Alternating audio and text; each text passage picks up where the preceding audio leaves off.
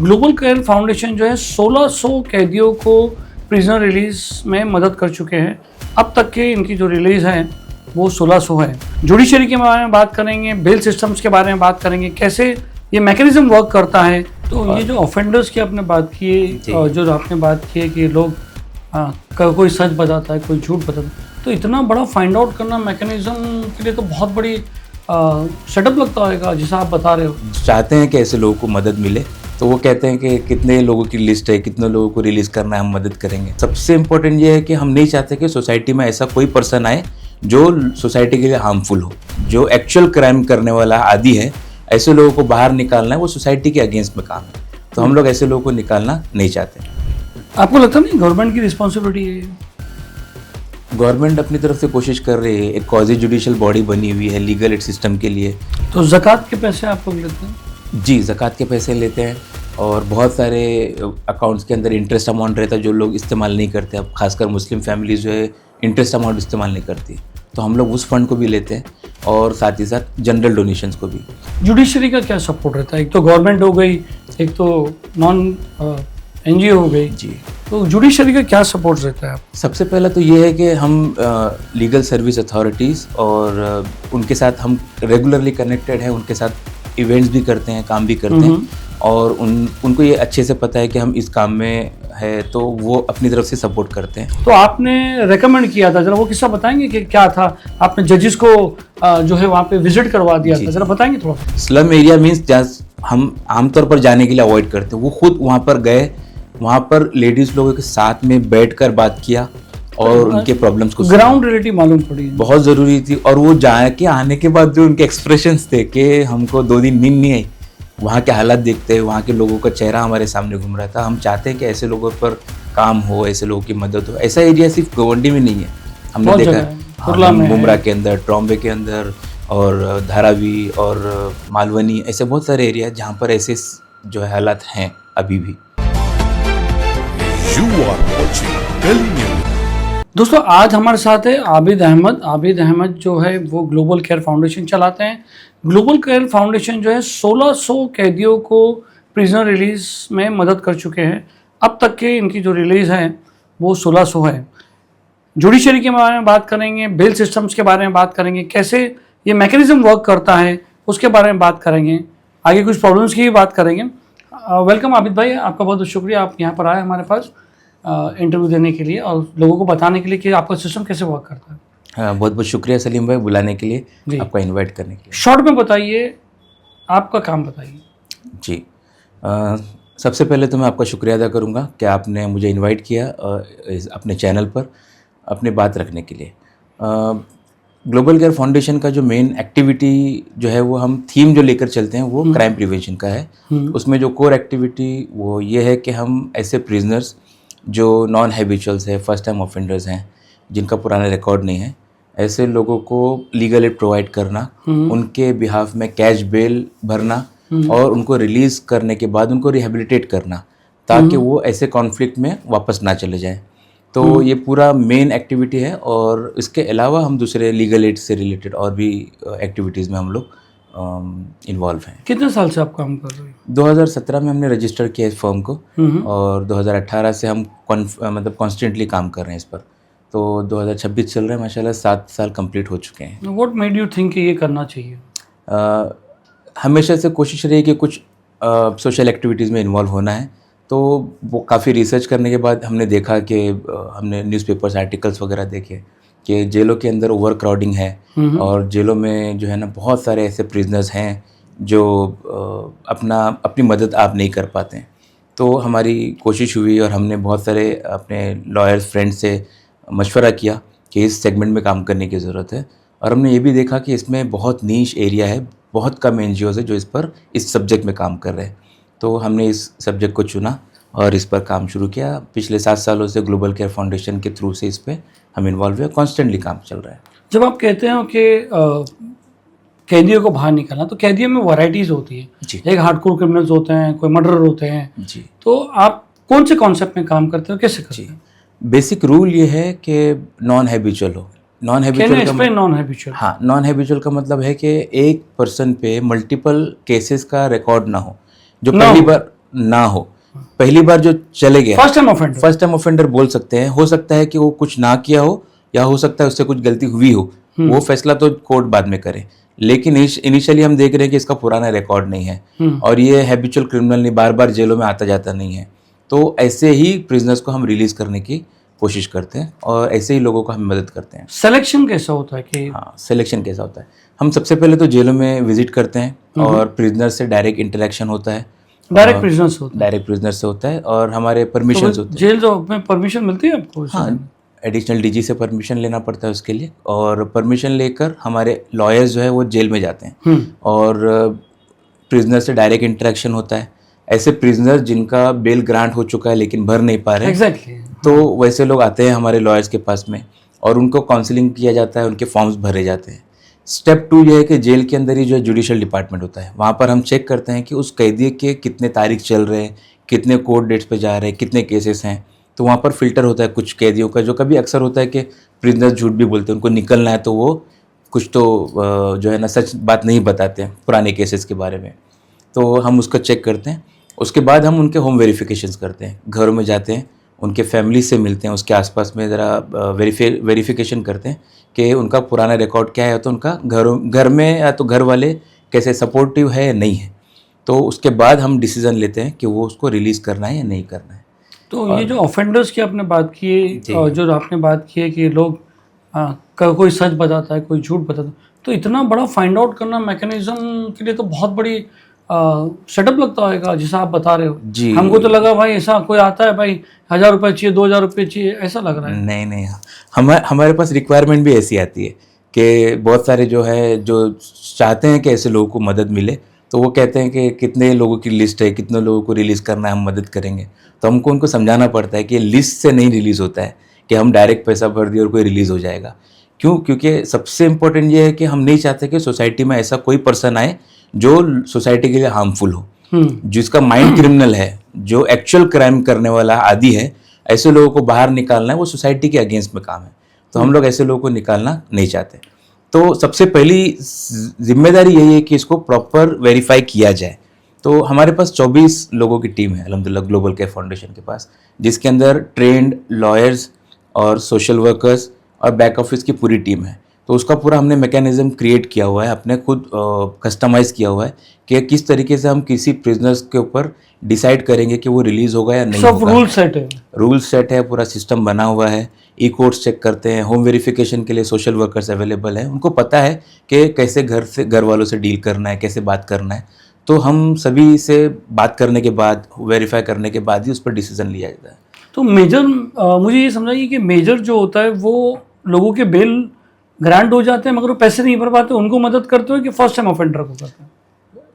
ये दोनों एक ही चीज़ हो गई सलीम भाई, क्योंकि बहुत सारे लोगों के ऑर्डर हो गए लेकिन उनके पास पैसे नहीं है तो वो पैसे भर नहीं पाते, वो रुके हुए हैं। सेम टाइम में बहुत सारे ऐसे कैदी होते हैं जिनके लिए अप्लाई करना होता है, उनका रिकॉर्ड नहीं है लेकिन उनके पास लॉयर भी नहीं है, उनका रिकॉर्ड नहीं है लेकिन उनको लीगल एड के बारे में या तो उनके अपने राइट्स के बारे में बताने वाला भी कोई नहीं है। तो हमारी कोशिश ये होती है कि पहले उनको समझाया जाए कि आपके लिए क्या प्रोविजंस अवेलेबल है, आपका बेल कैसे हो सकता है, और फिर उनको घर वालों को भी कॉन्फिडेंस में लेना पड़ता है, क्योंकि घर वाले भी कहीं ना कहीं डरे होते हैं कि कौन आ रहा है और ये कौन है, ये लोग सही है कि नहीं है। तो घर वाले भी काफ़ी दिक्कत के बाद में काफ़ी मतलब जद्दोजहद लगती है उनको कॉन्फिडेंस लेने के लिए भी कि आपके बच्चे का हम जो है ना मदद करना चाह रहे हैं और आपकी मदद करना चाह रहे हैं। तो ये एक अपना एक स्ट्रगल है, एक तो उनके एक चैलेंज बता सकते हैं हम लोग। तो बेल जिसका ऑर्डर हो गया है उसको भी रिलीज़ करना हम कोशिश करते हैं।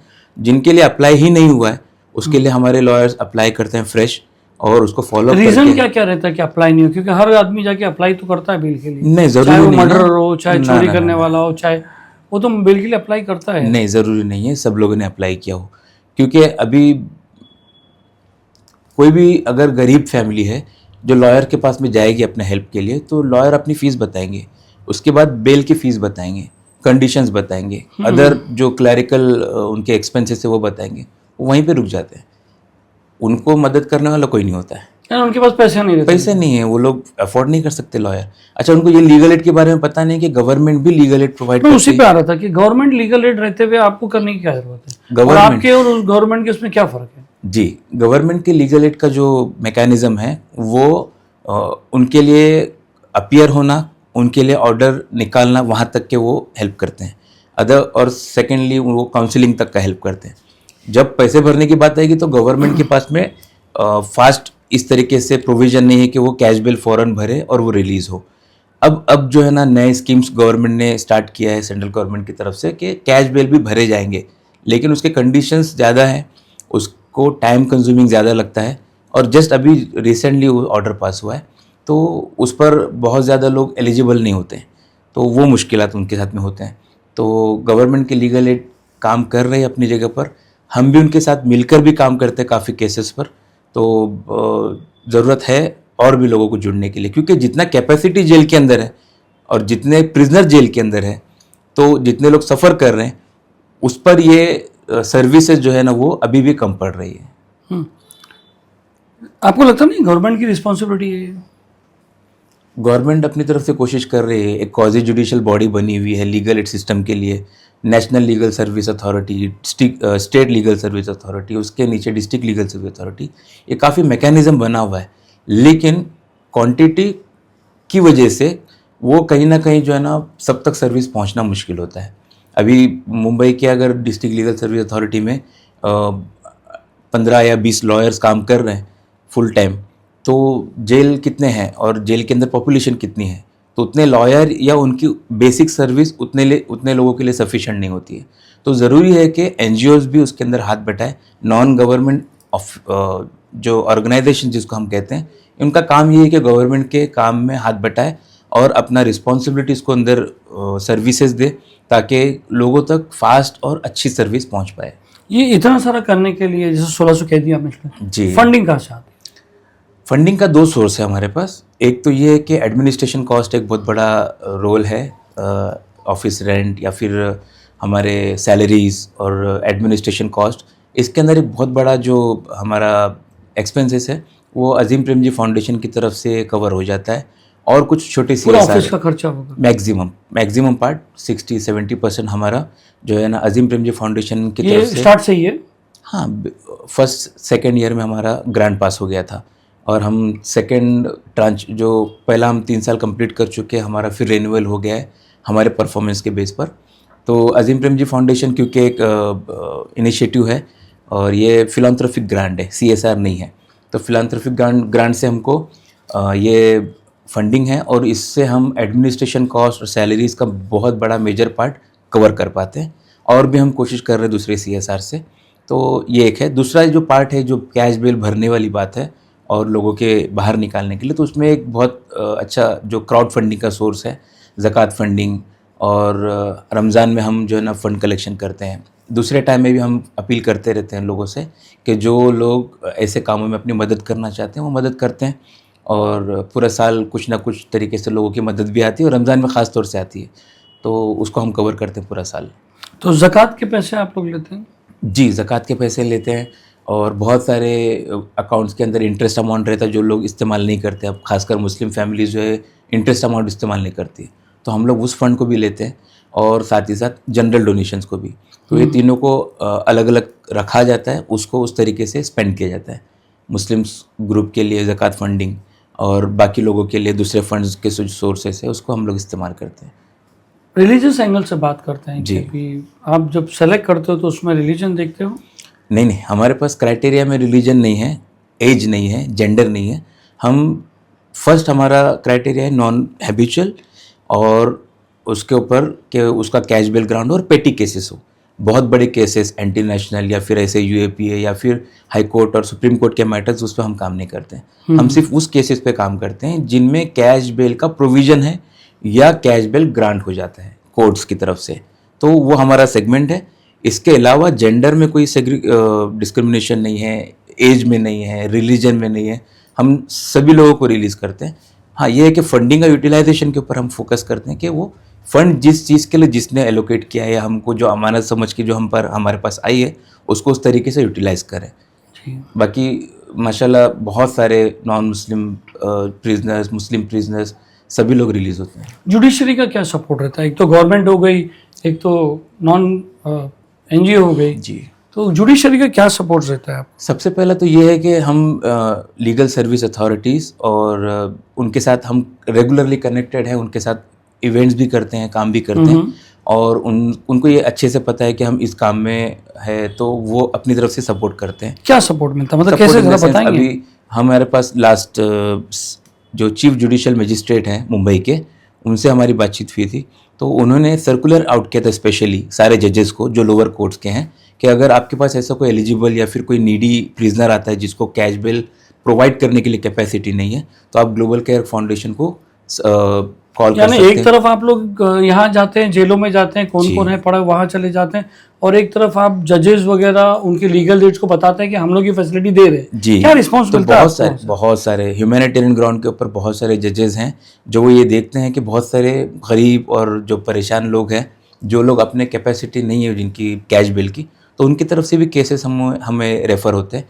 तो हम उस केसेस पर भी गौर से काम करते हैं और उसको रिपोर्ट भी करते हैं कि इतना आपने जो हमको केसेस रेफ़र किया उस पर इतने रिलीज़ हो गए और इस पर काम चल रहा है, उसकी रिपोर्टिंग भी प्रॉपर हम सभी डिपार्टमेंट को सबमिट करते हैं।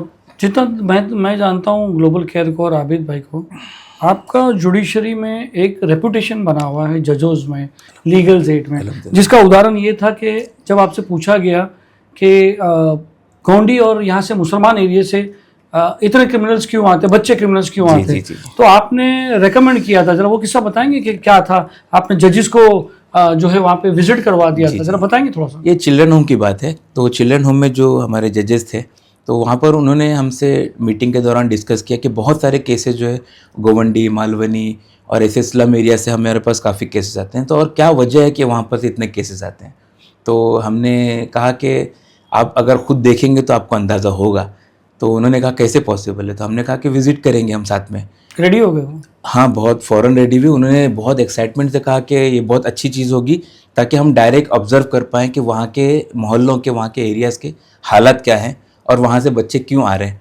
तो डोंगरी चिल्ड्रन होम के दोनों जजेस हमारी फ़ीमेल जजेस थीं और लीगल एड के जो जजेस हैं हमारे सेक्रेटरीज़, वो टोटल 4 जजेस, लोकल एरिया के पुलिस ऑफिसर्स, ये सारा टीम बनाकर हम जो है ना मंडाला, मानकुर के स्लम एरियाज़ में बैक साइड में हम गए। गोवंडी और चीता कैंप, ट्रॉम्बे के एरिया में मैंने उनको विज़िट करवाया और उन्होंने वहाँ के लोगों से बातचीत किए और वहाँ के लोगों की जो परेशानियाँ हैं, जो हालात, उनसे बातचीत किया और लीगल एड के जो लॉयर जजेस हैं उनको इंस्ट्रक्शन भी दिया कि कलेक्टर ऑफिस में बात करें और लोकल अथॉरिटीज़ से बात करें कि इनको जो प्रॉब्लम्स है उसका सोल्यूशन हो। और क्या प्रॉब्लम आया था, मतलब क्या प्रॉब्लम उन्होंने रिकॉग्नाइज? मंडाला में हम जब गए थे तो वहाँ पर हमको पता चला कि वहाँ से नज़दीक से जो सबसे नज़दीक स्कूल है वो 2 किलोमीटर पे है। अच्छा, गोंडी के अंदर? गोवंडी मंडाला मानकुर से म्यूनिसिपैलिटी स्कूल, जिसको हम कहते हैं गवर्नमेंट स्कूल, वो सबसे नज़दीक की स्कूल जो है वो 2 किलोमीटर 2.5 किलोमीटर पर है। नज़दीक से नज़दीक जो हॉस्पिटल, गवर्नमेंट हॉस्पिटल है, वो भी उतना ही डिस्टेंस पर है। तो बच्चे वहाँ तक जा नहीं पाते, बहुत गरीब लोग हैं। तो वहाँ के लोग जो है ना अपने बच्चों को स्कूल लेकर जाना है तो वन साइड जाने के लिए उनको 20 रुपीज़ ऑटो का लगे सीटिंग में और रिटर्न आने के लिए 20 रुपीज़, तो डेली का 40 रुपीज़ उनका सिर्फ ट्रैवलिंग। जजेस ने ये सब नोटिफाई किया सर? बहुत गौर से सुना और बहुत सारी औरतों ने उन्होंने बहुत, अभी क्योंकि स्लम एरिया में गए तो उनके बहुत सारी शिकायत उन्होंने बहुत सारा दिया। इन्होंने एकदम कामली सुना और समझे कि बेसिक इश्यूज़ क्या है। बच्चे एजुकेशन नहीं ले पा रहे हैं बहुत ज़्यादा और बच्चे फ्री हैं और तो पेरेंट्स जो है ना, बाप जो है वो कमाने जा रहे हैं, तो माँ घर में दूसरे कामों में बिजी है, या तो फिर वो घर में भी माँ कुछ ना कुछ ऐसा काम कर रही है कि उससे कुछ ना कुछ इनकम आए। और सेम टाइम में ये भी देखा कि हमने बहुत सारे जो मर्द हजरात हैं वो अल्कोहलिक या ड्रग एडिक्ट्स हैं, तो उनके बच्चों पर उनका ध्यान नहीं है। बच्चे दिन भर जो है ना एरिया के अंदर खेल रहे हैं, कूद रहे हैं, या तो गलत काम में इन्वॉल्व हो रहे हैं। थोड़ी सी एज हो रही, 10 साल 12 साल, तो ड्रग्स लेना शुरू कर रहे हैं। उनको रोकने वाला वहाँ पर एडमिनिस्ट्रेशन सिस्टम जो है, वहाँ के जो NGOs जो काम कर, मतलब उस तरीके से रिसोर्सफुल एरिया नहीं है, तो वहाँ पर लोगों का ध्यान उस तरीके से नहीं है। तो बच्चे जो है ना वो नेगेटिविटी है तो गलत चीज़ों में चले जाते हैं, क्राइम में चले जाते हैं और घर के हालात देखते हुए इनकम सोर्स के लिए गलत तरीके इस्तेमाल कर लेते हैं। तो जजेस ने उसको गौर से सुना और जो दूसरे जो हमारे लीगल एड के जजेस थे उनको रिक्वेस्ट भी किया कि इसके ऊपर ख़ास ध्यान दिया जाए, लोकल एडमिनिस्ट्रेशन बॉडी से बात की जाए कि इन बच्चों को स्कूल के लिए कुछ प्रोविज़न करें। तो उस पर बात हुई और होपफुली कि कुछ काम हुआ होगा। हाँ, लेकिन ये हुआ कि जजेस ने सामने से इंटरेस्ट लिया। स्लम एरिया मीन्स जहाँ हम आमतौर पर जाने के लिए अवॉइड करते हैं, वो खुद वहाँ पर गए वहाँ पर लेडीज़ लोगों के साथ में बैठकर बात किया और उनके प्रॉब्लम्स को ग्राउंड रियलिटी मालूम पड़ी। बहुत ज़रूरी थी। और वो जाके आने के बाद जो उनके एक्सप्रेशंस थे कि हमको 2 दिन नींद नहीं आई, वहाँ के हालात देखते हैं, वहाँ के लोगों का चेहरा हमारे सामने घूम रहा था। हम चाहते हैं कि ऐसे लोगों पर काम हो, ऐसे लोगों की मदद हो। ऐसा एरिया सिर्फ गोवंडी में नहीं है, हमने बहुत देखा जगह है, हाँ, कुर्ला में है। मुंब्रा के अंदर, ट्रॉम्बे के अंदर और धारावी और मालवनी, ऐसे बहुत सारे एरिया जहाँ पर ऐसे जो है हालात हैं अभी भी। आपको लगता नहीं है कि ये स्टेट की रिस्पॉन्सिबिलिटी है, स्टेट गवर्नमेंट की रिस्पॉन्सिबिलिटी हो कि कम से कम रोटी कपड़ा मकान और एजुकेशन तो दिया जाए? तो आपको लगता नहीं कि कहीं ना कहीं चूक है और इसको कैसे रेक्टिफाई किया जा सकता है? अभी एक गवर्नमेंट की अपनी पॉलिसी से जहाँ पर वो काम करे, हम रिक्वेस्ट कर सकते हैं गवर्नमेंट बॉडी से। लेकिन क्या है ना, बहुत सारी चीज़ों में माइग्रेंट्स का इशू आता है, या फिर वो लोग लीगल है इलीगल है, स्लम एरिया लीगल है या इलीगल है, और वो बहुत सारे टाइम पर तोड़ा कार्रवाई भी होती है। तो मतलब अभी हम डायरेक्टली किसी पर ब्लेम करना ये डिफ़िकल्ट है, लेकिन रिस्पॉन्सिबिलिटी बनती है लोकल जो अथॉरिटीज़ है, कॉरपोरेटर एमएलएज हमारे रिस्पेक्टेड, और उसके अलावा जो एनजीओज़ है, जो रिस्पॉन्सिबल्स है, जो मस्जिदों के ज़िम्मेदार, रिलीजियस प्लेसेस के ज़िम्मेदार, इनका एक ज़रूरी मतलब इनका एक रिस्पॉन्सिबिलिटी बनता है कि आसपास के मोहल्लों में ऐसे हालात देखते हुए इस पर काम करने की कोशिश की जाए। ये ज़रूरी है। जी, आपने जुडिशरी के साथ साथ डोंगरी चिल्ड्रन होम में आपको मुझे याद है कि हाई कोर्ट के जजेस आए थे रिहैबिलिटेशन सेंटर ओपन करने के लिए, उसके बारे में बताएंगे कि क्या प्रपोजल कैसा था और मतलब आप कैसे इन्वॉल्व हुए उसमें, ग्लोबल केयर कैसे इन्वॉल्व? जी, चिल्ड्रन होम के साथ में हम काफ़ी सालों से काम करते आ रहे हैं। वहाँ के बच्चों में भी जो है ना लीगल कॉन्फ्लिक्ट्स में जो बच्चे आते हैं उनको लीगल एड देना, हेल्प करना। लेकिन हम देख रहे हैं कि वहाँ पर एट ए टाइम 150-100 बच्चे हैं और वहाँ के बच्चों को भी सपोर्ट की ज़रूरत है। तो हमने सबसे पहले तो लॉकडाउन से पहले वहाँ पर लाइब्रेरी बनाए थे, इक्विप पूरा अच्छी से अंदर ही लाइब्रेरी, बनाए? अच्छा हाँ, बहुत अच्छी खूबसूरत आपको लाइब्रेरी। अथॉरिटी मिली अंदर तो जाने? परमिशन दिया हमने, साथ में रिक्वेस्ट दिया था लाइब्रेरी क्रिएट करने के लिए, और उन्होंने बहुत खुशी से एक्सेप्ट किया। और हमने वहाँ पर एक अच्छा सा लाइब्रेरी बनाया बच्चों को टाइम स्पेंड करने के लिए, ताकि वो पढ़ाई लिखाई में और एक अच्छा लाइब्रेरी में अपना टाइम गुजारे। तो ये एक कोशिश थी। और लॉकडाउन के बाद हमने देखा कि बहुत सारे बच्चे लॉकडाउन के ड्यूरेशन में भी बहुत सारे जो लोग फ्री थे वो एडिक्शन की तरफ गए। तो बहुत सारे बच्चे आ रहे थे, मतलब 100 में से हम 50-60% जो है ना बच्चे कहीं ना कहीं एडिक्टेड है, और उनमें कंज्यूमिंग का साइन दिख रहा है, ड्रग्स कंज्यूमिंग का। तो अथॉरिटीज़ से हमारी मीटिंग में बात हुई थी कि ऐसे बच्चों पर कुछ काम करना चाहिए। तो हमने प्रपोजल दिया कि हम in house de addiction centre बनाएंगे, जी, वहीं पर अंदर ही छोटे बच्चों के लिए। तो नई बिल्डिंग बनी हुई है, तो वहाँ पर कुछ स्पेस हम क्रिएट कर पा रहे थे। तो उन्होंने हमें 2 फ्लोर एलोकेट किया नई बिल्डिंग में। तो हम वहाँ पर 2 फ्लोर में सारा सेटअप किया हमने। और drug de addiction centre for juveniles, ये इंडिया का पहला प्रोजेक्ट है। बच्चों के लिए in house de addiction centre पूरे इंडिया में कहीं अवेलेबल नहीं है। तो यहाँ पर बच्चों पर नया एक्सपेरिमेंट था, नया काम था, तो हमने उस चैलेंज को एक्सेप्ट किया और छोटे बच्चों में डी एडिक्शन सेंटर का शुरुआत हुई। और अब तक जो है ना 100 से ज़्यादा बच्चों को हमने ट्रीट किया है। वहाँ पर हमारे सेक्रेटरीज जाते हैं, बच्चों से बातचीत करते हैं, जो बच्चों को बहुत ज़रूरत है उनको मेडिकेशन दी जाती है। काउंसलर्स फुल टाइम होते हैं जो उनको काउंसलिंग करके एंगेज रखते हैं। स्पोर्ट्स और स्किल डेवलपमेंट की एक्टिविटीज़ में उनको एंगेज किया जाता है। और उसके अलावा उनको मोटिवेशनल स्पीचेस देना। ये सब के लिए भी फंड लगता होगा, फिर वो कैसे करते हैं? ये सब फंड हम एक्सपेरिमेंटल बेसिस पे हमारे फंड से ही उसको यूटिलाइज कर रहे हैं। कोशिश कर रहे हैं कि उस फंड में CSR मिले या सपोर्ट मिले, लेकिन अभी तक उस पर हम सक्सेस नहीं हुए। इंशाल्लाह होपफुली कि हम आगे जाके उसको हम कहीं पर पिच कर पाएँ, अच्छे कॉरपोरेट या अच्छे फाइनेंशियल हाउस में, कि वो उसको सपोर्ट हो। क्योंकि ऐसे इसको देखने के बाद बाकी जो चिल्ड्रन होम्स है, भिवंडी है, करजत है, पुणे है, यहाँ से भी डिमांड आ रही है कि ऐसे सेंटर्स हमको भी बना के दीजिए।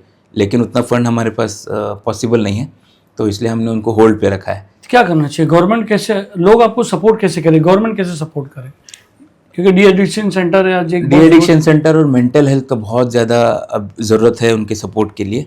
तो एक डी एडिक्शन सेंटर हम चला रहे हैं और वो सक्सेसफुली रन कर पा रहे हैं हमारे। उसका खर्चा गवर्नमेंट नहीं देती, आपकी एनजीओ उठाती है? नहीं, उसका खर्चा अभी हम कहेंगे ना कि वो इन हाउस है, तो वहाँ पर हमें कोई रेंटल नहीं है, प्रेमाइसेस गवर्नमेंट का है। वो गवर्नमेंट का, हाँ, वो गवर्नमेंट का सपोर्ट है। और वहाँ पर जो फूड है, खाना पीना जो है, वो उनका इन हाउस का है, तो वहाँ पर भी वो गवर्नमेंट का सपोर्ट में ही आएगा। हम जो सपोर्ट कर रहे हैं वो सेक्रेटरिक का सपोर्ट हो रहा है, काउंसलर्स हैं, हमारे स्टाफ है, और उनको अच्छे माहौल में उनको मतलब 2 फ्लोर के अंदर उनको मैनेज करना, उनको एंगेज करना, वो हम एक्सपेरिमेंटल कर रहे हैं और साथ में उसको सक्सेस मोड पे लेकर जा रहे हैं, और ये एक्सपेरिमेंट हम चाहते हैं कि वो हर जगह रेप्लिका होना चाहिए। ड्रग्स के बारे में बात करते हैं, क्या लगता है आपको ड्रग्स कितना बड़ा सोसाइटी का प्रॉब्लम है, स्पेशली मुस्लिम कम्युनिटी? जेलों के अंदर जो तादाद है उसमें अक्सर तादाद जो मेजॉरिटी है वो यूथ है। बाबा बैरक जो जेल के है वो भरे पड़े हैं। सॉरी क्या? बाबा बैरक एक सर्कल होता है जहाँ पर ऐसे बच्चों को रखा है जिनकी एज 18 से लेकर 23 साल 24 साल की होती अच्छा, है। उनके लिए अलग बैरक है? हाँ, उनके लिए अलग सेपरेट एरिया होता है बाबा बैरक बोलते हैं? हाँ, उसको बाबा बैरक बोला जाता है। वो मेनली वो इसलिए कि उनका एक्सप्लॉयटेशन नहीं होना चाहिए, कोई लोग गलत तरीके से उनको मिसबिहेव नहीं करना चाहिए, तो उनकी सेफ्टी सिक्योरिटी को देखते हुए उसको अलग रखा जाता है। तो वो भरा पड़ा है क्योंकि वो इतने यंगस्टर्स है जो जेलों के अंदर बार बार आ रहे जा रहे हैं या किसी वजह से जा रहे हैं। उसके पीछे जो मेन रीज़न है वो ड्रग्स है। क्यों? क्योंकि हम बहुत सारे केसेस रिजेक्ट भी करते हैं। रिजेक्ट करने का रीज़न होता है एक कि वो हैबिचुअल है, दूसरा रीज़न ये होता है कि घर वाले सपोर्ट नहीं करते, कि घर वाले कहते हैं कि भाई वो बाहर निकलेगा तो वो ड्रग्स पिएगा, हमको ही परेशान करेगा, पड़ोसियों को परेशान करेगा, उससे अच्छा उसको जेल के अंदर रहने दो। ये घर वाले ही बोलते हैं? हाँ, घर वालों को बहुत टाइम पे ऐसे कॉल्स होते हैं। हम ज़बरदस्ती तो निकाल नहीं सकते, लेकिन उनकी भी बात अपनी जगह सही है। हमने बहुत सारे केसेस देखा है जहाँ पर बच्चे घरों के कपड़े बर्तन तक बेच दे रहे हैं सिर्फ ड्रग्स की वजह से। ड्रग्स लेना है, पेरेंट्स फैमिली में पेरेंट्स को मारते भी है, पेरेंट्स से मिसबिहेव तो बहुत हाई लेवल की चोरी है। करते हैं घर ही में, मोहल्लों में चोरी करते हैं, मोहल्ले के बाहर चोरी करते हैं, ड्रग्स पीने के लिए बहुत सारे अड्डे बना लेते हैं ड्रग्स कंज्यूम करने के लिए।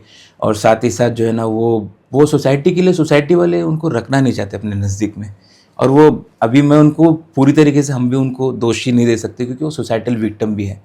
उनके घरों में वैसा माहौल है या तो फिर उनके एजुकेशन का स्टेटस ये है, फाइनेंशियल कैपेबिलिटी वैसी नहीं है कि उनको सेफ सिक्योर रखा जाए। तो बहुत सारा यूथ जो है ना, नौजवानों की बड़ी तादाद जेलों में आ जाती है। तो कभी अगर आपने ऐसा एनकाउंटर किया है, ये केस ऐसा केस जिसमें आपको लगा हो कि ये निकलना चाहिए और घर वाले बोल रहे हैं हमको नहीं निकालना?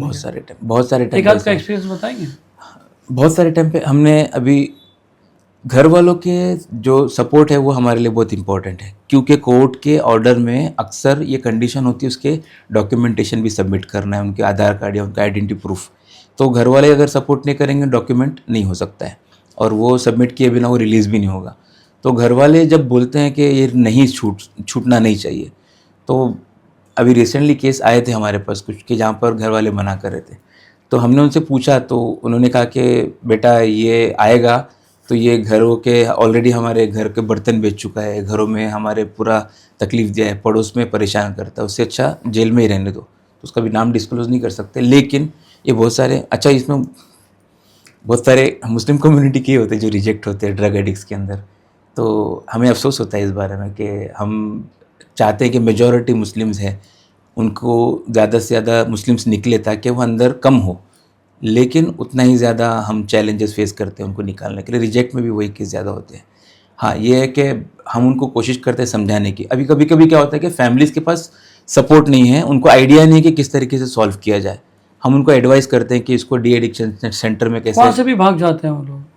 नहीं, भागना ऐसा नहीं कर सकते कि भाग जाते हैं, लेकिन एक होता है ना कि गवर्नमेंट के सपोर्ट्स अवेलेबल हैं, de addiction centre government hospital में है, प्राइवेट हैं जो लोग बहुत ही नॉमिनल कॉस्ट में डी एडिक्शन का प्रोसेस में काम करते हैं। तो हम उनको आइडियाज़ देने की कोशिश करते हैं कि ये सोल्यूशन अवेलेबल है, बच्चे को जेल से तो निकालो। तो कभी पेरेंट्स कन्विंस हो जाते हैं, कभी नहीं होते हैं, लेकिन पेरेंट्स के लिए भी अपना एक चैलेंज है कि उनको निकालने के बाद उनको मेंटेन नहीं कर सकते। कभी कभी तो पेरेंट्स बोलते हैं अपनी गारंटी पे निकालना तो निकालो, उसको निकाल के अपने पास रख लो, हमारे पास मत भेजो। तो ऐसी चीज़ें भी हमको फेस करनी पड़ती है, लेकिन कोशिश होती है कि ज़्यादा से ज़्यादा लोग रिलीज़ हों, नॉन हैबिचुअल अंदर ना रहे। अभी आपने 1600 को फिगर दिया कि 1600 लोगों को आपने छुड़ाया है। बहुत सारे बच्चे गलतियां करते हैं, जैसे फर्स्ट टाइम चोरी कर ली। ऐसे कितने केसेस ने आपको ज़्यादातर मतलब ये रहा है कि जो फर्स्ट टाइम गलती से चोरी कर ली या पकड़ा गया या बेगुनाह है, ऐसे कितने केसेस को आपने छुड़ाया इसमें? पहली बात तो ये है कि हर कोई अपने आप को बेगुनाह बोलता है। जेलों के अंदर जो अक्सर जो है प्रिजनर्स, वो कभी भी ये नहीं बोलते, बहुत कम प्रिजनर होंगे जो एक्चुअल बताते कि हाँ हमसे गलती हुई है तो हमने गलत किया।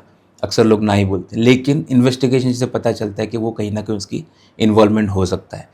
एक ये है कि हमारे पास दोनों क्राइटेरिया कि फर्स्ट टाइम ऑफेंडर हम बोल इसलिए रहे हैं कि पहली बार गलती से वो जा सकता है जेल में, दूसरी और वो पछता रहा है।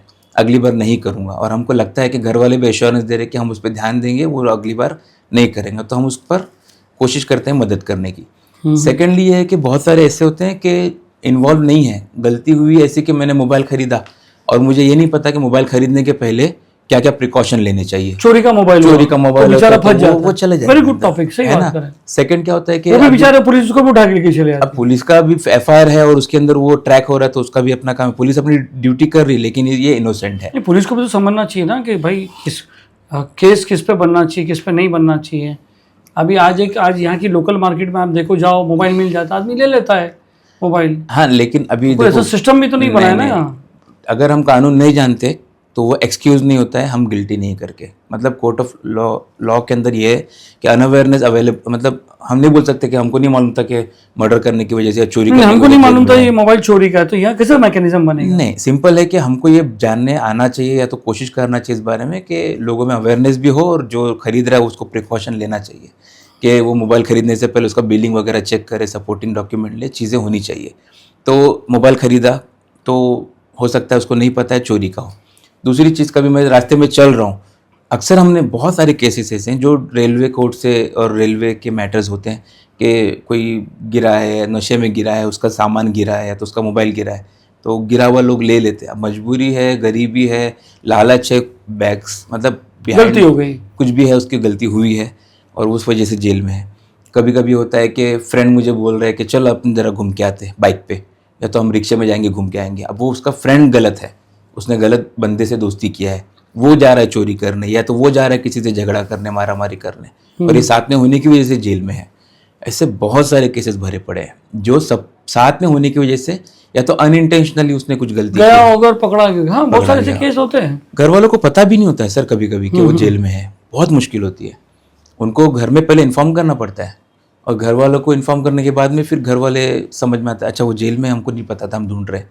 कभी कभी घर वालों से कांटेक्ट नहीं हो पाता है, मोबाइल नंबर नहीं है, कांटेक्ट डिटेल्स नहीं है, या तो ट्रेस नहीं हो पाते। हम जब होम वेरिफिकेशन करने जाते हैं तो इतने बड़े बड़े स्लम्स होते हैं, घर ढूंढने में तकलीफ होती है, बराबर है, एग्जैक्ट बहुत एड्रेस मुश्किल। भी तो नहीं मिला। हो सकता है कभी कभी पुलिस ऑफिसर्स को भी मुश्किल होती है, या तो फिर पुलिस कितना कोऑपरेट करती है इसमें? हम बाहर के पुलिस के साथ में हमारा डील काफ़ी कम है। नहीं, जैसे अगर आपको किसी एक बंदे के बारे में ढूंढना हो तो आपको पुलिस, लोकल पुलिस नहीं, हम पुलिस से हेल्प नहीं लेते ना, हम देती नहीं है पुलिस हेल्प? नहीं, हमने ऐसा, हमारा मैकेनिज्म में ये नहीं कि हम पुलिस से हेल्प ले, फर्स्ट ऑफ ऑल, क्योंकि हमारे पास बहुत सारे अच्छे ग्राउंड लेवल पे कॉन्टैक्ट्स है, अच्छे वॉलंटियर्स हैं जो हमारे कांटेक्ट में है, तो स्टाफ है वो ट्रेंड है कि कैसे उसको वेरीफाई किया जाए। जेल की पुलिस से हमारा ज़्यादा कोऑर्डिनेशन होता है, उनके हेल्प के बिना तो ये चीज़ होनी ही नहीं है, तो उनका काफ़ी अच्छा सपोर्ट है, और वो चाहते हैं कि सोशल एक्टिविटीज़ हो, और उनको भी चाहिए कि जेल के अंदर लोग कम हो, जो लोग नॉन हैबिचुअल वो लोग जेल में नहीं रहना चाहिए, तो वो उनका काफ़ी अच्छा सपोर्ट है। अच्छा, ये जो बेल अमाउंट होती है 10,000 से नीचे तो आजकल होती नहीं है। 15,000 15,000 से नीचे होती नहीं है। अंदाज ऑन एन एवरेज 15,000 होता है। बराबर, तो आप पूरा पैसा आप देते हो कि आप इनसे भी लेते हो पैसे? हमारे रूटीन में ये है कि हर ऑर्डर के ऊपर रिक्वेस्ट किया जाए रिडक्शन के लिए। मतलब जब कोर्ट ऑर्डर करे, वो मतलब एग्जांपल 15,000 का ऑर्डर हुआ, हम रिक्वेस्ट करते हैं जज से कि ये नॉन कैपेबल है और एनजीओ उसको हेल्प करने वाली है, तो आपसे रिक्वेस्ट है कि ये पैसा कम किया जाए। ऐसी तारीख इतनी लेट मिलती तो लोग को कितना टाइम चले जाता है? नहीं, छोटे केसेस में बेल मैटर्स के अंदर इतना लंबा तारीख नहीं आता है। हम लोग ऑन बोर्ड भी ले लेते हैं, मतलब कभी कभी तारीख नहीं है लेकिन फिर भी कभी जो स्पेस बचता है शाम में टाइम, ना आपके एडवोकेट्स खड़े रहते हैं जिसको बोलते हैं सर ये आपने जो 15,000 का बिल दिया है ये हमारी फाउंडेशन करिए, आप इसको कम करो, रिक्वेस्ट करते हैं। तो कितना परसेंट जजेस मान जाते हैं? 80-90% मान जाते हैं, बहुत अच्छे से मानते हैं। कभी कभी 15,000 25,000 को 5,000 में भी हो जाता है। अरे वाह, इतना ज़्यादा कभी कभी फ़र्क पड़ता है। कभी कभी जजेस कॉपरेट करते हैं कि 50% 20% कम कर देते हैं कि हाँ चलो एनजीओ हेल्प कर रही है, हम उनको रिपोर्ट देते हैं कि ये हैबिचुअल नहीं है, ये पहली बार अच्छा, पूरा रिपोर्ट देखने के हम उनको एक्सप्लेन करते हैं केस के बारे में कि हैबिचुअल नहीं है, इसका पुराना रिकॉर्ड नहीं है, ये बंदा कैपेबल नहीं है, एनजीओ को हेल्प करने वाली, आपसे निवेदन है कि इसको अमाउंट वाइड पिक्चर आ जाती है जज साहब। हाँ, जज को भी वो भी काफ़ी अच्छा फील करते हैं, वो अप्रिशिएट करते हैं हमारे काम को भी। और कभी कभी वो उनके क्लर्क की तरफ से हमें आता है कॉल के सर ये केस भी है, इसको भी मदद की ज़रूरत है, तो हम मदद करते हैं उस पर। ठीक है, वो जो अमाउंट आता है उसके बाद आप पेरेंट्स के उनको बोलते हैं कि भाई आपको भी देना पड़ेगा, या आप पूरा फाइनेंस करते हैं? अब देखो इसके अंदर आप जनरली आप देखो कि किसी को अगर बेल लेना है तो उसके लिए खर्चा कितना है। फर्स्ट उसको खर्चा है एडवोकेट की फ़ीस, 5,000 से लेके 15-20,000 तक का उसकी फ़ीस होती है जनरली, और उसके बाद में जो दूसरा अमाउंट है वो कैश बेल या तो श्योरिटी अमाउंट जो उनको प्रोड्यूस कर सबमिट करना है। तो सबसे पहला तो हम एडवोकेट फ्री कर रहे हैं, 0 पैसा चार्जेस। हम सारा सपोर्ट जब तक कि उसका बेल नहीं होता, हमारा एडवोकेट हर डेट पे जाएगा, उसको कोई भी सर्विस चार्ज नहीं देनी है। सबसे पहला उसको हेल्प मिल गया। सेकेंडली हम ये कोशिश करते हैं कि उनसे हम पैसा उसका कंट्रीब्यूशन ले बेल अमाउंट के अंदर, ताकि उनको अकाउंटेबिलिटी थोड़ा सा फील आए। अच्छा, हमारा मकसद उनसे पैसा निकलवाना नहीं है। अच्छा, अकाउंटेबिलिटी फील करो। हाँ, अभी 25,000 30,000 उनका खर्चा होने वाला है। अब उनके पास 25,000 30,000 नहीं है। तो जो बेल आर्ग्यूमेंट भी आप लोग ही करते हैं? सारा आर्ग्यूमेंट जहाँ अच्छा, पर हम अप्लाई ये तो करते नहीं पता था मुझे, लगा कि आप लोग खाली रिसिप्ट लेते हैं और पैसे। नहीं, जहाँ पर फ्रेश अप्लाई करना तो कंप्लीट आर्ग्यूमेंट भी हमारी तरफ से ही होता अच्छा, है। फ्रेश अप्लाई आप लोग करते हैं? सारा आर्ग्यूमेंट हमारा होता है। और कल तो लाइन लग जाएगी सबकी ये सुन के, फिर तो नहीं चल हम कर पाएंगे। लाइन लगेगी तो भी हम कर पाएंगे। सेकेंडली मैं आपको एक्सप्लेन कर रहा था, तो फैमिली के पास में 25-30 हज़ार नहीं है, लेकिन 5,000 है, कभी कभी 10,000 है। हमारे पास उतना पैसा नहीं। तुम दे तो बाकी हम मिला देंगे। हाँ, हम बोलते हैं कि भाई बेल ऑर्डर तुम्हारा 15,000 है, 10,000 आप दीजिए, 5,000 हम देंगे, और एडवोकेट हमारी तरफ से प्रो बोनो काम करेंगे, कोई फीस नहीं लगेगी। तो उसको हमारी तरफ से फुल सपोर्ट होता है, ये अकाउंटेबिलिटी रखने के लिए। अगर वो कैपेबल नहीं तो हम फुल फाइनेंस उनको फुल सपोर्ट करते हैं, उसमें कोई चार्जेस नहीं लेते हैं। तो इस तरीके से ही मैकेनिज्म चलता है। और आपके जो एडवोकेट्स बेल आर्ग्यूमेंट करते हैं वो आपके यहाँ पे सैलरी पे है कि फ्री में है? हमारे पास full time as a panel lawyer वो You have to pay them, connected no? है। हाँ, अच्छा हम होता है उनको ना? पे करते हैं, हम उनको मंथली पे ऐसे करते हैं। कितने लोग आते हैं आपके पास एडवोकेट, मैं एडवोकेट भाई मेरी जब चाहिए तो मदद ले लो, ऐसा कुछ होता है? हाँ, बहुत सारे लॉयर्स हैं जो चाहते हैं कि लोगों की मदद हो, और सामने से रिक्वेस्ट भी करते हैं हम कॉल। लेकिन क्या होता है कि लोगों को टाइम पर सर्विस देने की ज़रूरत है। अब किसी का बेल ऑर्डर आया और हम अगर जो प्रो बोनो लॉयर को हम अप्रोच करेंगे तो उनके अपने पर्सनल केसेस भी होते हैं, तो ज़रूरी नहीं कि वो इसको प्रायोरिटी दे और इस पर फ़ौरन काम करें। वो सपोर्ट के हिसाब से वो लेटर प्रायोरिटी दे सकते हैं। तो इसीलिए हमने इन हाउस पैनल मैनेज किया है। हमारे पास 9 लॉयर्स इन हाउस हैं फुल टाइम, तो हम इस पर मैनेज कर लेते हैं। अदरवाइज़ अगर कोई ऐसा बंदा हो जिसको हाई कोर्ट में ज़रूरत है, या तो बड़े केसेस के अंदर उसको ट्रायल की ज़रूरत है, जहाँ पर हम तो ट्रायल में काम नहीं कर रहे और हायर केसेस में काम नहीं कर रहे, तो हम उन लोगों को, ऐसे लॉयर्स को कनेक्ट कर देते हैं जो प्रो बोनो करना चाहते हैं, मदद करना चाहते हैं। तो वो उनके बड़े केसेस में, ट्रायल में और हाई कोर्ट के लेवल पे जो काम करना है वो उनको मदद करते हैं। उनका अपना आपस का हम कनेक्ट करके छोड़ देते हैं। लेकिन बेल मैटर्स के लिए हम बाहर के लॉयर्स को बहुत कम अप्रोच करते हैं, ना के बराबर। अभी तो आपका दूसरा बिजनेस क्या है? ये तो एक एनजीओ है, आप यहाँ से ले रहे हो, यहाँ दे रहे हो, तो आपका बिजनेस दूसरा आप और क्या करते हो? जी, मेरा इनकम सोर्स ये नहीं है। मैं इनकम से नहीं पूछ रहा, मैं पूछ रहा हूँ कि आदमी के मेरा दिमाग में- बिजनेस अल्हम्दुलिल्लाह ये है कि मैं ग्राफिक डिज़ाइनिंग और प्रिंटिंग में और इवेंट्स का मेरा अल्हम्दुलिल्लाह अच्छा है, और क्रिएटिव हब मेरा कंपनी का नाम है और मैं काम करता हूँ उस पर। अच्छा, और एक और मेरे कुछ हाउसेज हैं जिसका जो रेंट पे दिया हुआ है, तो वो माशाल्लाह वो एक इनकम सोर्स है। और अभी नए और कोशिश कर रहा हूँ बिज़नेस पे फोकस करने के लिए, क्योंकि बिज़नेस पे फोकस नहीं करूँगा तो फिर घर चलाना मुश्किल हो जाएगा। जी जी। तो मैं बिज़नेस करता हूँ, माशाल्लाह अच्छा चलता है, और बहुत अच्छे जो क्लाइंट्स हैं जिनकी तरफ से काम मिलता है, तो डिज़ाइनिंग, प्रिंटिंग और इवेंट्स में मैं काम करता हूँ। तो जी, ये मेरा पर्सनल बिजनेस है। जी। और बाकी स्टाफ की जो हम सैलरी, जैसे मैंने आपको बताया कि फिलंथ्रोपिक अजीम फंड जी- है, अजीम प्रेमजी फाउंडेशन और दूसरे कुछ आपने क्या कहा, फिल्म फिलंथ्रोपिक फंड। और CSR में क्या फर्क है? CSR जो है ये वो, दोनों में से क्या फर्क है? हाँ, CSR गवर्नमेंट के रूल में से आता है। क्या रहता है जरा कॉर्पोरेट clear रूल में से, करेंगे? मतलब 2% उनको इनकम में से जो है ना, इनकम में से, टर्नओवर में से? टर्नओवर में से, टर्नओवर में से, इनकम में से? उनके बिजनेस के इनकम में से जी। उनको 2% जो है स्पेंड करना है social non taxable social work के लिए। लेकिन डायरेक्ट लीगल एड CSR के शेड्यूल 7 में नहीं आता है। हो तो है ना, आपको CSR फंडिंग नहीं मिलती है? हाँ, CSR फंडिंग डायरेक्ट नहीं मिलती है। तो आपको नहीं लगता है कि ये जब आप गवर्नमेंट को इतनी हेल्प कर रहे हो, जुडिशरी को हेल्प कर रहे हो और ये पूरा निज़ाम बना रहे हो, तो आप लोग को नहीं लगता कि आपको किसी एक अच्छे नेता को पकड़ के ये CSR में दिलाना चाहिए? नहीं, ये सेंट्रल गवर्नमेंट की स्कीम होती है, तो अच्छे नेता को पकड़ के उस पर काम करने के लिए काफ़ी उस पर टाइम भी लगेगा, उसको फॉलोअप करना पड़ेगा। ना हमारे पास इतना मैन पावर है और ना इतना, थोड़ा सा एक्चुअली टाइम का भी कमी है। तो उस पॉलिसी लेवल पे अभी अब तक हमने काम कोई शुरू नहीं किया है। लेकिन बट एक लेटर तो लिख सकते हो ना, आप एक एप्लीकेशन डाल सकते हो PMO के उसमें, और होम मिनिस्टर्स को? इंशाल्लाह हम कोशिश करेंगे इस बारे में। अभी तक लेकिन ऐसा इनिशिएटिव नहीं लिया है कि पॉलिसी पर काम की जाए। जी। CSR के अंदर ह्यूमन राइट्स और जो लीगल एड का जो सेगमेंट है वो कवर नहीं होता है, तो इसलिए हमको CSR नहीं मिलता है। अजीम प्रेम जी का जो है ना फाउंडेशन का, उनका पर्सनल फाउंडेशन, उनके पर्सनल जो अमाउंट है उस पर उन्होंने फिलॉन्थ्रोपिक फंड इनिशिएटिव लिया है। तो ऐसा कितनी कंपनीज को समझ में आएगा कि भाई ये काम में कंपनीज को समझ में आएगा, नहीं समझा इसका। मतलब और ऐसे कंपनीज कैसे आगे आएंगी मतलब कि काम करने के? ज़्यादातर इंडिविजुअल फंडिंग ही इस पर काम करती है, ज़कात फंड इस, और उसके अलावा जो हाई नेटवर्थ जो भी कैपेबल पर्सन है, जो बिजनेसमैन है, वो अपना पर्सनल इनकम या फिर उनके अपने जमा पूंजी में से वो लोग स्पेंड कर सकते हैं। अच्छा, कोई प्रेजेंट ऐसा है बोलता है हमको ज़कात के पैसे नहीं चाहिए, ऐसा भी होता है कभी? नहीं, उनको तो सिर्फ रिलीज होना है, कुछ भी दो।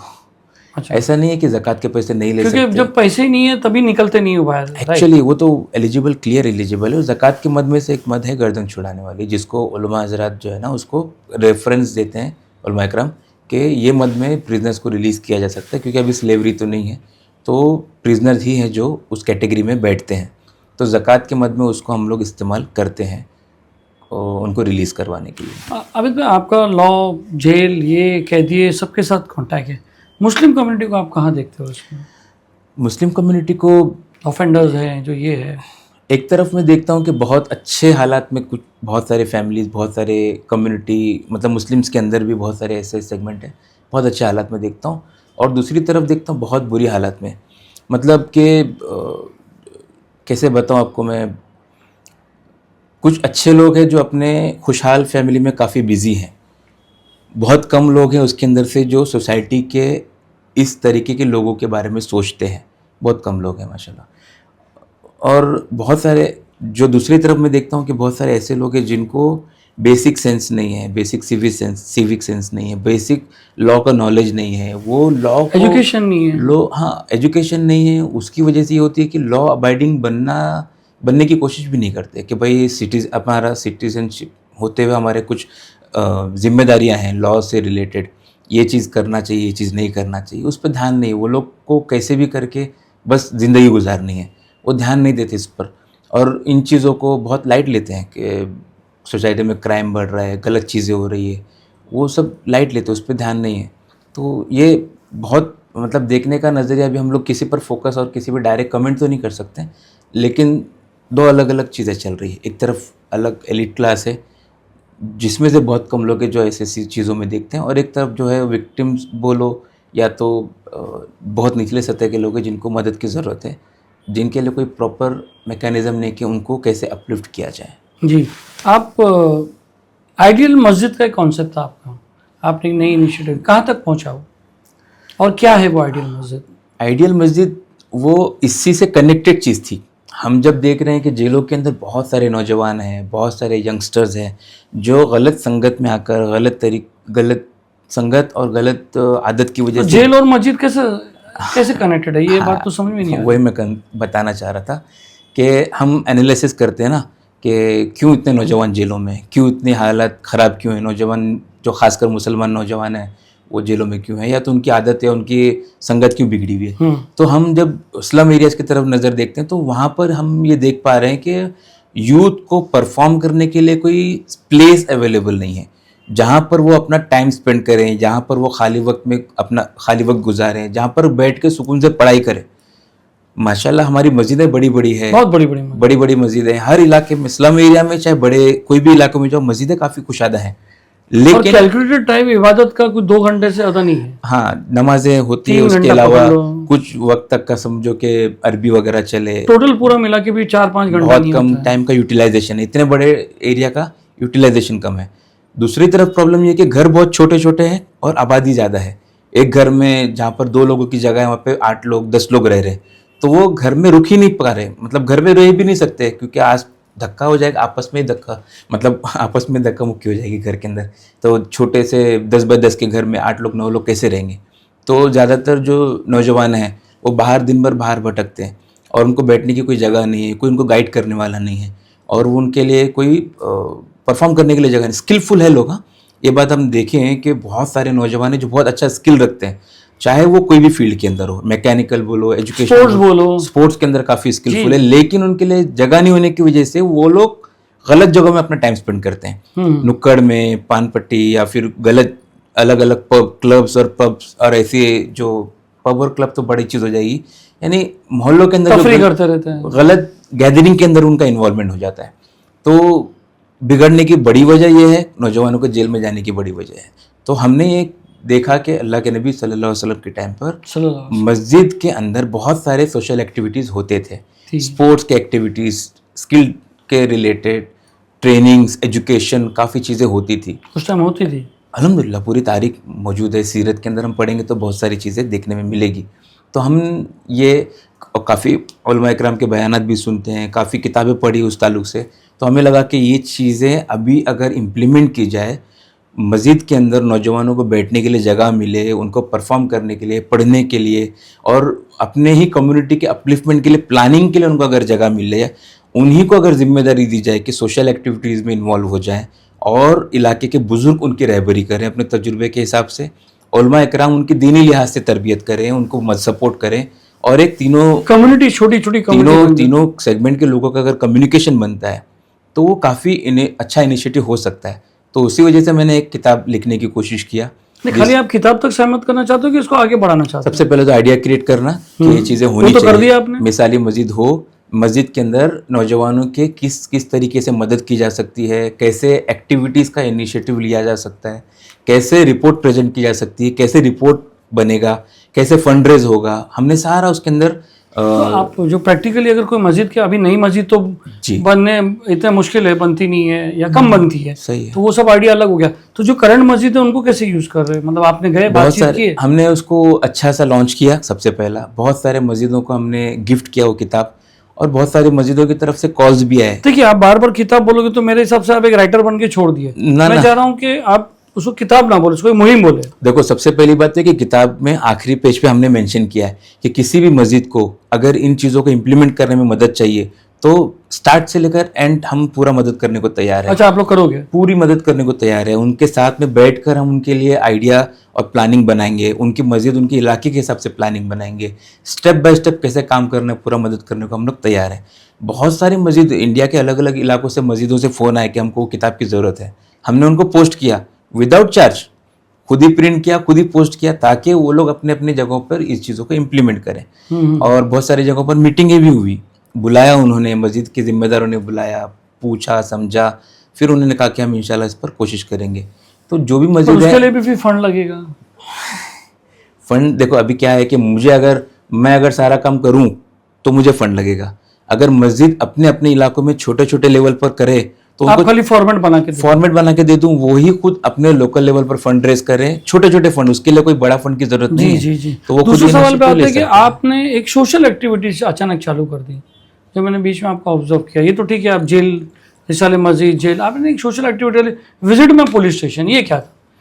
और Again- आपने जाके थाना में कर दी। नहीं, इस देखो सबसे इम्पोर्टेंट तो ये है कि मैं क्राइम प्रिवेंशन के ही पार्ट पे काम कर रहा हूँ, इससे मैं बाहर गया नहीं आज तक जी अल्हम्दुलिल्लाह। जी जी। ये जो प्रिजनर रिलीज हो रहा है, अब देखो नॉन हैबिचुअल अंदर रहेगा तो हैबिचुअल बन सकता है, उनको रिलीज करना बहुत ज़रूरी, जल्द से जल्द बाहर निकलना ज़रूरी, ताकि वो लोग गलत लोगों के साथ संगत में आके हैबिचुअल ना बन जाए।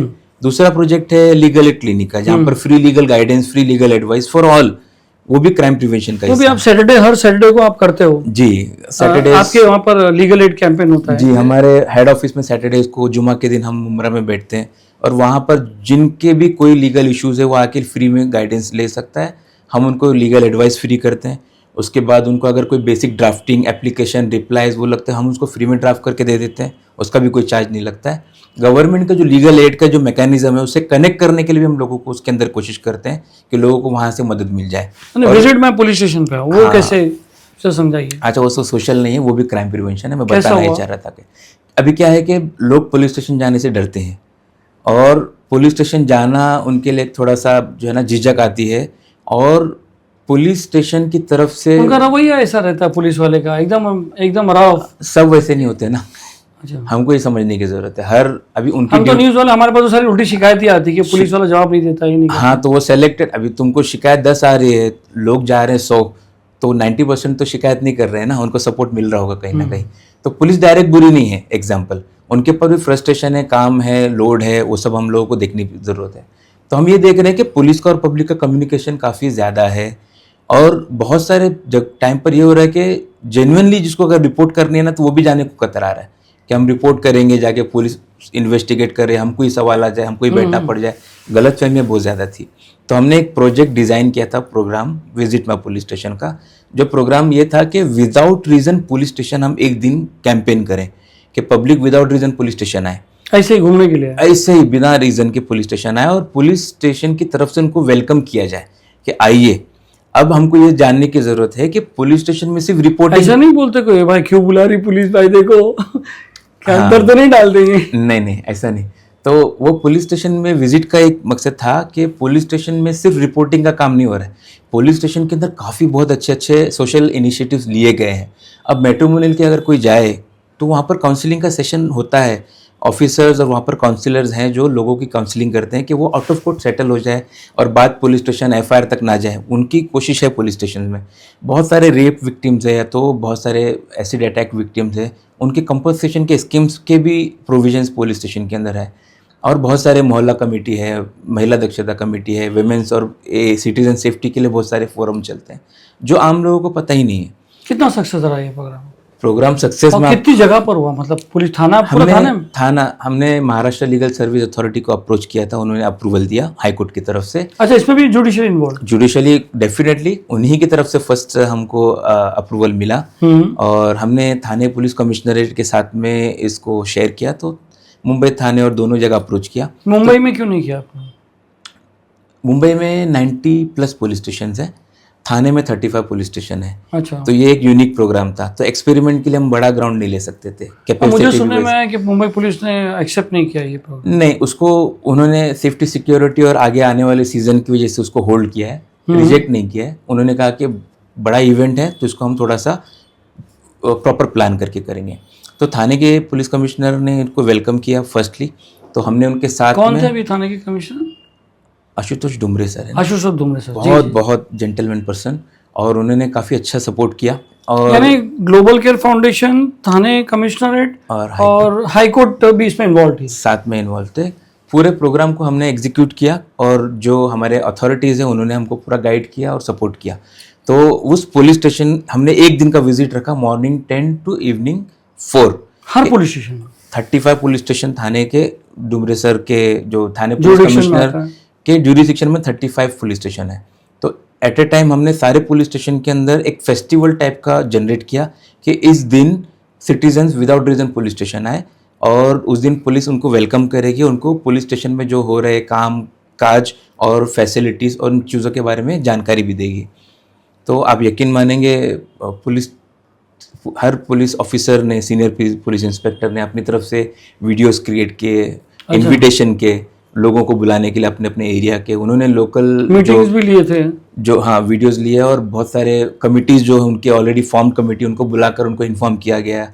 स्कूल कॉलेज के बच्चों को स्कूल के थ्रू से उनको इनवाइट किया गया। अच्छा, बच्चे भी आए थे? बच्चे भी आए, कॉलेज स्टूडेंट्स आए, सोशल वर्कर्स आए, बहुत सारे जो नगर सेवक और एमएलए जो पॉलिटिशियंस है, कार्यकर्ता, उन्होंने भी इनमें पार्टिसिपेट किया। और सिर्फ एक दिन मॉर्निंग 10 to evening 4 के दरमियान में जितने रजिस्ट्रेशन हुए हैं ना जो विजिटर्स के, वो 10,600 लोगों के रजिस्ट्रेशन हुए। 35 पुलिस स्टेशन, सिर्फ 35 पुलिस स्टेशन में पब्लिक ने इतना ज़्यादा रिस्पॉन्स किया। हालांकि उसके अंदर स्कूल के बच्चों का और कॉलेज का बच्चे जो ग्रुप में आए उनका एंट्रीज नहीं है, सिर्फ इंडिविजुअल सिटीजन्स के और ग्रुप के जो ग्रुप में लोग आए उनके एंट्रीज है। तो हमने सभी लोगों का डेटा एंट्री भी किया और सभी जो अथॉरिटीज़ थे उनको रिपोर्ट सबमिट किया। लोकल जो ये पुलिस स्टेशन में रहते हैं कांस्टेबल, उनका क्या रिएक्शन था? उन्होंने खुद हैरान हो गए थे क्योंकि जब पहला उनको समझाया गया तो उनको समझ में नहीं आया। समझाने में, एक्सप्लेन करने में, पूरी एक्टिविटी को एक्सप्लेन किया गया उनको। वीडियो आपने किया, आपकी टीम? हाँ, हमारी टीम ने किया। स्टेप बाय स्टेप एक्टिविटी कैसे हम कंडक्ट करेंगे, उसको कैसे पूरे दिन चलाएंगे, उसका हमने वीडियो क्रिएट किया और सारे पुलिस स्टेशन को डिस्ट्रीब्यूट किया। उस पर तो थोड़ा सा चैलेंजिंग दिख रहा था शुरुआत में, हम भी खुद काफ़ी, हमारे लिए भी एक्सपेरिमेंट था नया, तो काफ़ी चैलेंजिंग था। लेकिन उस दिन ऑफिशियल्स इतने बिजी थे पब्लिक को अटेंड करने में और पब्लिक की तरफ से इतना जो बहुत पॉजिटिव रिस्पांस आया कि ऐसे इनिशिएटिव हमको हर जगह लेना चाहिए और सिटीज़न और पुलिस का जो कम्युनिकेशन है वो और बेटर करने के लिए हर मुमकिन कोशिश करनी चाहिए। तो पुलिस ऑफिसर्स ने जो बाद में रिएक्ट किया कि इतना ज़्यादा उनको पब्लिक की तरफ से रिस्पांस पॉजिटिव आया, उनका भी एनकरेजमेंट, उनको भी बहुत खुशी हुई कि हमारे सिटीज़न हमारे लिए कितना तारीफ़ कर रहे हैं और इतना अप्रिशिएट कर रहे हैं, इतनी सराहना कर रहे हैं उनकी। तो उनका भी काफ़ी मनोबल बढ़ा, काफ़ी खुशी हुई। उन्होंने बहुत सारे पुलिस स्टेशन से इंडिविजुअल मुझे फ़ोन आए पर्सनली कि सर आपने इतना अच्छा प्रोग्राम जो कंडक्ट किया उसको हमको काफ़ी खुशी हुई और हम काफ़ी अच्छा फील कर रहे हैं उसके लिए। और आगे से आपको ऐसा कोई प्रोग्राम, ऐसा कोई इनिशिएटिव हमारे एरिया में लेना होगा, अब हम आपको वेलकम कर रहे हैं, आप कभी भी हमारे से मिल सकते हैं ऐसे तो अभी आपका दूसरे जुडिक्शन में इरादा है? जी इंशाल्लाह हमारा नहीं, कोशिश मैं है। एक मिनट, जुडिशरी का क्या रोल है इसमें? जुडिशरी का रोल ये है कि सबसे पहले ये इसमें बात करो, विजिट माय पुलिस। हाँ, तो सबसे पहले कॉन्सेप्ट सुनना, समझना और एक्सेप्ट करना। उनके अपने लोड है, उनके अपने काम का इतना बड़ा रिस्पॉन्सिबिलिटी है, उसके बीच में इस बड़े सोशल इनिशिएटिव को लेकर उसको पॉजिटिवली देखना, एग्जीक्यूट करने के लिए पॉजिटिवली देखना, उसको एक्सेप्ट करना, ये सबसे बड़ा रोल है। दूसरी चीज़, इस पूरे एग्जीक्यूशन के अंदर जो थाने डिस्ट्रिक्ट के लीगल एड सेक्रेटरी हैं पाजनकर सर हैं, उन्होंने हर स्टेप पे हमारा गाइड किया और उस पर इन्वॉल्व हुए। इनॉग्रेशन के अंदर वो खुद इन्वॉल्व थे और जब इसका हमने फेलिसिटेशन प्रोग्राम किया आफ्टर कंप्लीटिंग दिस इवेंट, तो उसमें हमारे जो प्रिंसिपल डिस्ट्रिक्ट जज और सेक्रेटरी, जुडिशरी के काफ़ी ऑफिसर्स, हर पुलिस स्टेशन के ऑफिशियल्स, सब लोग एक साथ गैदर होकर सबने उनको उस काम को, उस एक्टिविटी को सेलिब्रेट किया। तो यहाँ पर हमने देखा कि जुडिशरी का काफ़ी इंटरेस्ट है, क्योंकि उनका भी यही विजन है कि सिटीज़न और पुलिस का कम्युनिकेशन बेटर होना चाहिए। पुलिसिंग तो अच्छी है, लेकिन पुलिसिंग के साथ में पब्लिक का जो गैर समझ है या तो फिर गलत फहमी, उसको दूर करने की कोशिश करना चाहिए। अच्छे बुरे लोग हम बोलेंगे तो हर जगह है, सोसाइटी में भी है, हर डिपार्टमेंट में अच्छे बुरे लोग हो सकते हैं, लेकिन ओवरऑल हम किसी डिपार्टमेंट को गलत बोलना, ये चीज़ तो नाइंसाफ़ी हो जाएगी। वक्त बहुत कम है, एंड की तरफ जाते हैं। आबिद भाई, ग्लोबल केयर फाउंडेशन, जुडिशरी को अगर कोई सोशल काम करना है तो वो आप जैसे लोगों में से आप बहुत सारे एनजीओ में से हम एक ऐसी है जिनको जुडिशरी बुलाती है। जैसे कि एक बार आपका कॉम्पनसेशन डिसबर्समेंट का था, एक कॉम्पनसेशन डिसबर्समेंट, हम केस नहीं बात करेंगे, बट जी आप चाहिए तो उसके बारे में बता सकते हैं अगर आपके प्रोफाइल में आता है जुडिशरी में, क्योंकि लोगों को जानना चाहिए कि खाली आप ये 10,000 दे के वो नहीं कर रहे, आप एक इनिशिएटिव चला रहे हो। तो ये जरा थोड़ा सा मुझे बहुत ही एक अच्छा लगा कि ग्लोबल केयर फाउंडेशन को जुडिशरी बुलाती है और एक सर्वे के लिए बोलती है। जरा उसके बारे में अगर आपका प्रोफाइल चाहे तो बता सकते हो। हाँ, ये हमारे लिए बहुत खुशी की बात है कि हम जो भी काम कर रहे हैं उसका हम प्रॉपर रिपोर्टिंग करते हैं जुडिशियल डिपार्टमेंट के अंदर, लीगल एड सिस्टम में। तो डिस्ट्रिक्ट लीगल सर्विस अथॉरिटी को जब भी कोई प्रोग्राम करना है, क्योंकि उनके अपने एक ईयरली शेड्यूल बने हुए, हर सोशल एक्टिविटीज़, हर सोशल टॉपिक पे उनको प्रोग्राम करने हैं कम्युनिटी में। तो प्रोग्राम जब कम्युनिटी में करना है जुडिशियल डिपार्टमेंट, यानी क्वाजी जुडिशियल जिसको हम बोलते हैं, लीगल एड डिपार्टमेंट को, तो उनको कम्युनिकेशन के लिए एनजीओज की रिक्वायरमेंट होती है। तो हमें अक्सर कॉल आते हैं कि इस टॉपिक पे प्रोग्राम करना है, वुमेन्स अवेयरनेस, ह्यूमन राइट्स और डिफरेंट टॉपिक्स के ऊपर। तो हम उनके कोलैबोरेशन में हम प्रोग्राम कंडक्ट करते हैं सोसाइटी के अंदर। तो ये चीज़ बहुत हमारा रेगुलर काम होता है। हर महीने में हम 2 से 3 अवेयरनेस प्रोग्राम करते हैं, लॉ कॉलेजेस में भी और कम्युनिटी में भी। तो रिसेंटली एक ऑर्डर था कि कुछ विक्टिम्स को कॉम्पनसेशन देना था एक एरिया से, और उसमें जो है ना उनका देखना था कि वो, क्योंकि केस पुराना था और नया उनका कॉम्पनसेशन का ऑर्डर निकला था, तो वो चाहिए थे कि वो लोग अवेलेबल हैं, वो लोग एग्जिस्ट कर रहे हैं, जो विक्टिम्स हैं उनको जो है ना आइडेंटिफाई करने की जरूरत है। आइडेंटिफाई करके रिपोर्ट डालना, आइडेंटिफाई करना था कि वो जो विक्टिम्स है वो कहाँ पर एग्जिस्ट कर रहे हैं कि नहीं कर रहे हैं, उनका लोकेशन क्या है, वो कहाँ पर है। तो उन्होंने हमसे रिक्वेस्ट किया था कि ऐसे लोगों को आइडेंटिफाई करना, ताकि गवर्नमेंट का जो कॉम्पनसेशन है वो उन तक पहुँचाया जाए। तो हमने उसको एक्सेप्ट किया और वो जो एरिया था, स्पेसिफिक एरिया, वहाँ पर जाकर हमने सर्वे किया, वहाँ के लोगों से मुलाकात की, जिम्मेदारों से, और जो विक्टिम्स थे उनसे बातचीत किया, उनके घर वालों से बातचीत किया, और उनका जितने लोग मिल पाए हम उनका जो है ना हमने रिपोर्ट सबमिट कर दिया।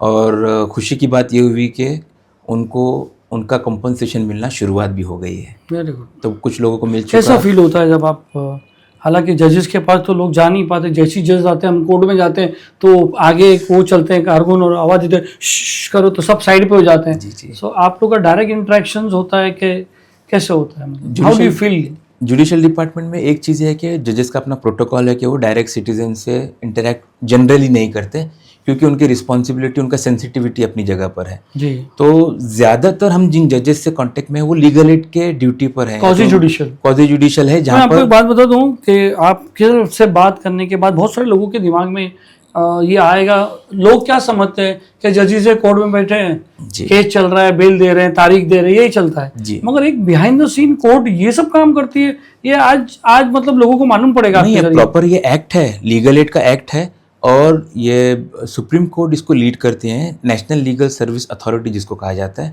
उनके अंडर में सारे स्टेट्स के अंदर इनके हेड्स हैं, हाई कोर्ट के अंडर में चलता है ये, और ये स्टेट लीगल सर्विस अथॉरिटी जिनको कहते हैं, और उनके अंडर में सारे डिस्ट्रिक्ट के अंदर डिस्ट्रिक्ट के सेक्रेटरीज होते हैं जो उसको प्रोग्राम को रन करते हैं, जिसको हम डिस्ट्रिक्ट लीगल सर्विस अथॉरिटी, और उसी के नीचे तालुका लीगल सर्विस भी होता है। यानी इतना लोगों के पूरा माइंड में तो मैकेनिज्म इसलिए सिस्टम बना पीछे हुआ वो है। बताते जज साहब बैठे हैं, ऑर्डर कर रहे हैं और ऑर्डर दे रहे हैं, मगर इतना बड़ा मैकेनिज्म भी जनरली जजेस का काम सोशल्स में जुड़ के काम करे और जी कोई इनिशिएटिव को आगे बढ़ाए। लीगल एड की ज़रूरत है, और लीगल एड के लिए लोग जाएंगे कहाँ, तो जुडिशल में ही जाएंगे। तो अब क्योंकि जजेस का सेंसिटिव जॉब है, वो अपने काम में लगे हुए हैं, उनका ऑर्डर देने का और डायस पे बैठने का, उनका जो अपना रूटीन जॉब कर रहे हैं, लेकिन सोशल इनिशिएटिव्स के लिए ये एक्ट बनाया गया, और यहाँ पर जो सेक्रेटरीज होते हैं वो भी जजेस होते हैं, सिटिंग जजेस होते हैं। जी, अब उनको एक पर्टिकुलर टाइम दिया होता है कि साल 2 साल 3 साल का टेन्योर होता है, जनरली 2 साल का, कि वो उनको असाइनमेंट मिलता है कि वो जो सुप्रीम कोर्ट के जो कैलेंडर है, जिस पर देखते हैं कि वो हर महीने कोई ना कोई सोशल एक्टिव टॉपिक पर प्रोग्राम में अवेयरनेस करें, और लोक अदालत को कंडक्ट करें। लोक अदालत के अंदर वो उनका पूरा रोल होता है, और उसके अलावा भी बहुत सारे रिस्पॉन्सिबिलिटीज होते हैं उनके पास। अच्छा, जेलों में जो हालत है, जेलों की जो हालत है, ओवर क्राउडिंग, जी। इस पे आप कुछ सर्वे कर रहे हैं, इस पे कोई गवर्नमेंट को रिपोर्ट दे रहे या कोर्ट्स को रिपोर्ट दे रहे हैं, ऐसा कुछ करने का इरादा है आपका? हाँ, हमारी कोशिश है, हमने एक एप्लीकेशन ड्राफ्ट किया है डिपार्टमेंट में देने के लिए, कि बहुत सारे जो माइनॉरिटीज़ के जो यूथ अंदर है, तो उनका रिसर्च किया जाए, और उनके सारे बैकग्राउंड को चेक करके हम अंदाज़ा ये लगाएं, तो उसके बारे में कुछ जानकारी मिले कि जाने का रीज़न क्या है, बैकग्राउंड क्या है, इन शुरुआत कहाँ से हो रही है, इसका इस हालत तक पहुँचे क्यों ये चीज़, और उस पर रिसर्च करने के बाद में जो सॉल्यूशंस बन सकता है, जो एक्सपेक्टेशन हमारे रख सकते हैं कि हम ये काम करने की वजह से इन चीज़ों को कंट्रोल किया जा सकता है, उस पर हम इनिशिएटिव लेने की कोशिश नहीं, करेंगे और इन जो फ्यूचर। उनके हालात है अंदर, जैसे ओवर क्राउडिंग ये वगैरह, उसकी कुछ रिपोर्ट्स बना के या जुडिशरी इस पे वर्क कर रही नहीं, है? ओवर क्राउडिंग के ऊपर जो है ना, सुप्रीम कोर्ट ने भी संज्ञान लिया है, ऑनरेबल प्रेसिडेंट ने भी इसके ऊपर अपने भाषणों में इसका जिक्र किया है। गवर्नमेंट को इस बारे में अच्छे से पता है कि ओवर क्राउडिंग है। अब जेल बढ़ाना है या प्रिजनर कम करना है या तो क्राइम कम करना है, ये हमारे सोच और इनिशिएटिव के ऊपर डिपेंड करेगा। ग्लोबल केयर फाउंडेशन जो है, एक लोगों को समझ में, मुझे भी ऐसे समझ में आता था कि आप खाली जो है जेल में से लोगों को छुड़ा रहे हो, और अब बात करने के बाद और आपसे इंटरव्यू से पहले जो मैंने आपका सब डिटेल लिया, तो मुझे ऐसा लगा यार ये तो एक नॉर्मल काम नहीं है, बहुत बड़ा ऑर्गेनाइजेशन होना है। और आपके जो आगे के प्लान्स हैं कि भाई ड्रग रिहेबिलिटेशन सेंटर्स और रिसाले मस्जिद और जो ये आपने विजिट माय पुलिस स्टेशन, आपका स्कोप बहुत बड़ा है। जी, तो अगले साल या अगले 5 साल में आपको कहाँ देखते हो, और इतनी फंडिंग कहाँ से आएगी आपको? ये नाम रखने के पहले मैंने प्लान किया था ग्लोबल। अच्छा, तो ग्लोबल मतलब ग्लोबल होना चाहिए इंशाल्लाह। हम कोशिश करेंगे इसको ग्लोबलाइज करने के लिए। सिर्फ स्टेट, अभी तो हमारा कोशिश है, हम अभी 3 से 4 बड़े डिस्ट्रिक्ट और सिटीज़ को कवर कर पा रहे हैं। मुंबई, पुणे, नासिक में हमारा ब्रांचेस है, जी। और 10 से 12 जेलों में हम काम कर रहे हैं। सबसे पहले कोशिश है कि हमको स्टेट कवर करना है, उसके बाद इस चीज़ों को और भी जगहों पे किस तरीके से इनिशिएटिव लिया जा सकता है, अदर स्टेट्स के अंदर भी ऐसे काम हो, इसकी कोशिश है। और साथ ही साथ जितना हो फॉरेन सके फंडिंग में आपको कुछ आता है कि आप कैसे करते हो फॉरेन फंडिंग? नहीं, फॉरेन फंडिंग ऐसा कोई मिला नहीं है अभी तक। हमारे पास में FCRA है, लाइसेंस है कि हम फॉरेन फंडिंग ले सकते हैं, लेकिन फॉरेन फंडिंग को हम एज अ क्राउड फंडिंग में कन्वर्ट नहीं करना चाहते हैं।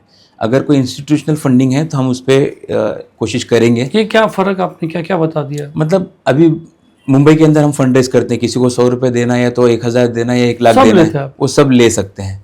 और उसको हम अच्छे तरीके से मैनेज कर पाते हैं as per income tax rule. लेकिन फॉरेन फंडिंग के लिए कंप्लाइंसेस बहुत स्ट्रिक्ट है और बहुत ज़्यादा है, तो उसको उसने संभाल के उस तरीके से हमको मेंटेन भी करना है। और वहाँ से अगर हम छोटे छोटे अमाउंट का इस तरीके से अगर ओपन स्लॉट करेंगे तो उसको मैनेज नहीं कर पाएंगे, क्योंकि उसको हम डेटा मैनेज नहीं कर पाएंगे, उनके जो डिटेल्स हम मैनेज नहीं कर पाएंगे। तो वैसा नहीं करना है।